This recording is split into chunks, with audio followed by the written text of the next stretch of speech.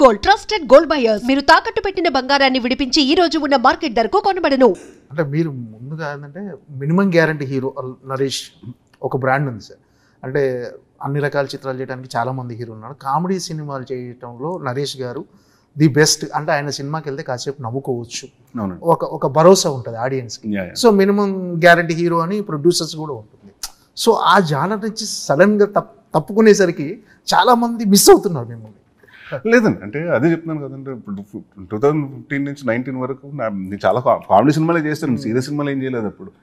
But అది కూడా ఏమైపోయిందంటేనంటే ఆడియన్స్కి ఎప్పుడు 2002 నుంచి అదే కామెడీ చేస్తాం అంటే మనకి రోజు ఒకటే ఫుడ్ తింటేనని మొహం వచ్చేస్తుంది కదండి ఎక్కడో చోటకు వచ్చేటప్పటికి.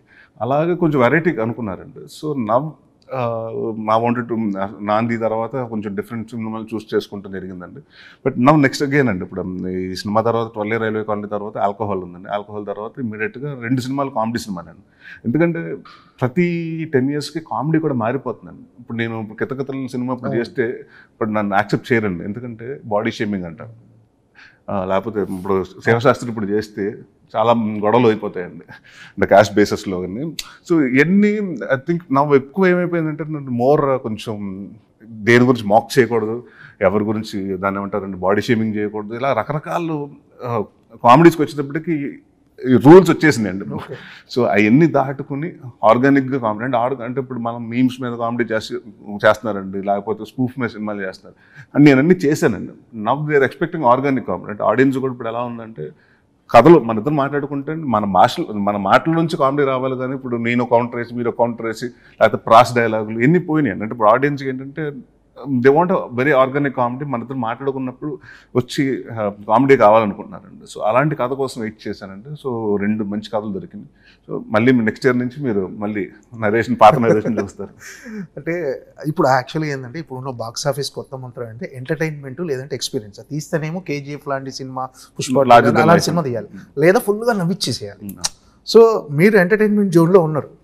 సో మీరు అంటే ఏమైనా తేడా గమనించారా సార్ అప్పటికి ఇప్పటికి ఎంటర్టైన్మెంట్ జనాలు రిసీవ్ చేసి ఆడియన్స్ రిసీవ్ చేసుకునే విధానంలో? బాగుందండి. అంటే ఇప్పుడు ఏమైపోతుందంటే ఐ థింక్ సోషల్ మీడియా వచ్చిన తర్వాత అంటే బాగా క్యారీ అయిపోతుందండి కామెడీ. ఇప్పుడు మనం ఉదాహరణకు మత్తు వదలరా సినిమా పార్ట్ 2 అంటే దాంట్లో అజయ్ది అన్నీ ఎంత అంటే పాపులర్ అయిపోయినాయి అంటేనండి. ఇప్పుడు బాగా ఆడియన్స్కి ఏంటంటే ఓకే, ఇదివరకు ఏంటంటే కామెడీ సినిమా అంటే ఓకే ఒక 1 కోటి రూపాయలు కొన్నారంటే ఒక 2 కోట్లు, 1.5, 3 కోట్లు, 1.5 కంటే ఎక్కువ 2 కోట్లు కలెక్ట్ చేసేదండి. ఇవాళ ఎలా ఉందంటే కుదిరిందంటే 300 కోట్లు కలెక్ట్ చేస్తాం మనం సంక్రాంతికి వస్తున్నాం. ఎందుకంటే ఆడియన్స్ ఐ థింక్ మళ్ళీ ఫ్యామిలీస్ తోటి ఎస్పెషల్లీ ఇప్పుడు మనం ఏమైపోతుందంటే నేను అందరూ యూత్ కోసం సినిమా చేస్తాను 16 to 36 దీంట్లో పెట్టుకుంటున్నారండి. బట్ చాలామందికి అర్థం అవ్వట్లేదు ఏంటంటే ఆడియన్స్ ఫ్యామిలీ ఆడియన్స్ వస్తారండి 4 టికెట్లు ఎగుతాయి నీకు అంటే ఒక. సో మనకేమవుతుందంటే కలెక్షన్స్ అలా ఉంటుందంటే నా ఆడియన్స్ కూడా ఏంటంటే మళ్ళీ ఐ థింక్ కామెడీకి మళ్ళీ ఇప్పుడు వరుసగా సీరియస్ సినిమాలు చూడటం, లేకపోతే మీరు అన్నట్టుండే రక్తపాతాలు, లేకపోతే అంతంత బ్లడ్ చూసేసి అంటే ఆడియన్స్ వాళ్ళు ఎంటర్టైన్మెంట్ సినిమా కోసం ఎక్స్పెక్ట్ చేస్తున్నారండి. ఐ థింక్ మళ్ళీ వచ్చిందండి time. They was a point of time ఇక్కడ నుంచి ఆడియన్స్ దగ్గర నుంచి కూడా ఇంట్రెస్ట్ తగ్గిందండి, కామెడీకి డిక్లైన్ అయిందండి. ఇప్పుడు మళ్ళీ పెరుగుతుందండి. ఎందుకంటే ఐ థింక్ ప్రతి ఒక్క లైఫ్లో స్ట్రెస్లు, ఉద్యోగాలు ఎప్పుడు ఉంటాయి ఇవన్నీ. ఇప్పుడు చాలామంది అమెరికాలో ఉన్న వాళ్ళకి అయ్యో ఎవరు మాట్లాడుకో ఎప్పుడు ఉంటున్నారు ఎప్పుడు పోతున్నాను, రూల్స్ అండ్ రెగ్యులేషన్స్, లేకపోతే మనం లైఫ్లు, స్ట్రెస్లు, పొల్యూషన్స్, రకరకాల దాంట్లో ఈ వాంట్ అంటే ఒక 2.5 గంటలు మీరు మర్చిపోయి మీ బాధల్ని మర్చిపోవాలంటే కామెడీ సినిమాకి వెళ్తే మర్చిపోతారండి. సో డెఫినెట్గా మళ్ళీ ఆడియన్స్ ఇప్పుడు కామెడీ ఫిల్మ్స్కి మళ్ళీ టాప్ ప్రయారిటీ ఇస్తున్నారండి. సో నిజమే సార్, ఇప్పుడు కామెడీ సినిమాలు రీసెంట్గా వచ్చిన కామెడీ సినిమాలని బాగా ఆడియన్స్ బాగా రిసీవ్ చేసుకుంటున్నారు, బాక్స్ ఆఫీస్ బాగా కలెక్ట్ చేస్తున్నారు. అవును, అంటే ఇదివరకు మా సినిమా బ్లేడ్ బాబు ఎంత బాగా ఆడినా కూడా కొంత అమౌంట్ కలెక్ట్ చేస్తుంది. ఇవాళ బాగుందంటే ఇప్పుడు జాతిరత్నాలు 30-40 కోట్లు అలా వెళ్ళిపోతున్నాయండి.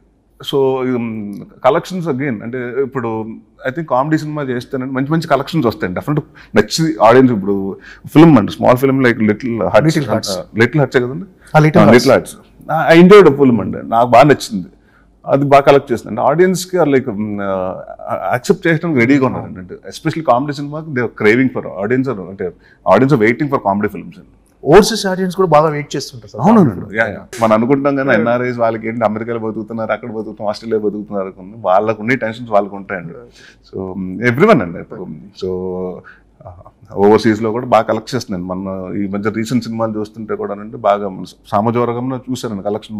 మా ప్రొడ్యూసరే కాబట్టి చెప్తున్నారండి ఇంత కలెక్ట్ చేస్తున్నాను ఓవర్సీస్లో అంటే it's like very good thing అండి. అంటే ఇంతకుముందు మీరు కామెడీ సినిమాలో కొంత గ్యాప్ ఇచ్చిన తర్వాత చాలామంది హీరోలు కామెడీ వైపు వచ్చేసారు. ఫర్ ఎగ్జాంపుల్ శ్రీ విష్ణు గారు కానీ చాలామంది. అంటే ఇప్పుడు కొంచెం కాంపిటీషన్ పెరిగినట్టుంది మీకు.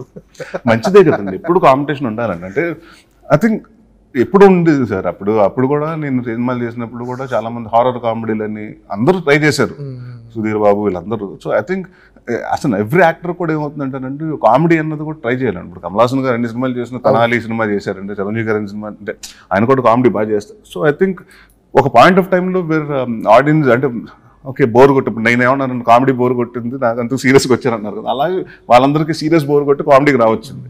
ఇట్స్ గుడ్ అండి. ఐ థింక్ అతను ఒకడు కానివ్వండి, అప్పుడు ఈ మధ్యకాలంలో చాలా మంది అండి, శ్రీ విష్ణు బాగా చేస్తారండి, మంచి ఆర్టిస్ట్. అలాగే సంగీత్ శోభన్ ఒక మంచి ఆర్టిస్ట్ అండి, దాని మంచి కామెడీ టైమింగ్ బాగుంది, చాలా బాగా చేశారండి. And see lot of youngsters అండి, ఇప్పుడు సిద్ధు కానివ్వండి, సిద్ధు జొన్నలగడ్డ తను బాగుంటుందండి కామెడీ టైమింగ్.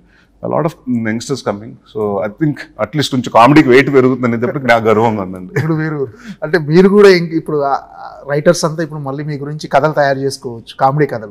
కొంత గ్యాప్ ఇచ్చారు కదా, సో అదొకటి ప్రాబ్లం అండి బాబు. ఏంటంటే ఇక్కడ మనకి ఏమైపోతుందంటే కామెడీ సినిమా చేస్తే ఇటు కామెడీ సినిమాలు చేస్తే సీరియస్ సినిమాలు చేయడం అనుకుంటారు.